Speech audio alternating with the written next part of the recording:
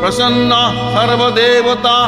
ॐ ह्रीं ब्रह्माणि ब्रह्मलोके च वैकुण्ठे सर्वमङ्गला।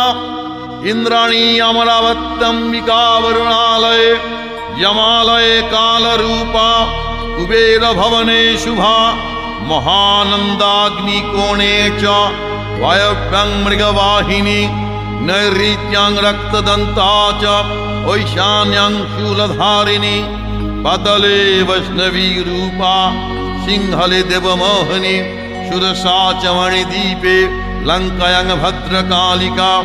रामेश्वरी सेतुबन्धे विमला पुरुषोत्तमे। विरजा औड्रदेशे च कामाख्या नीलपर्वते। कालिका वङ्गदेशे च अयोध्यायां महेश्वरी। वाराणस्यामन्नपूर्णा गयाक्षेत्रे गयेश्वरी।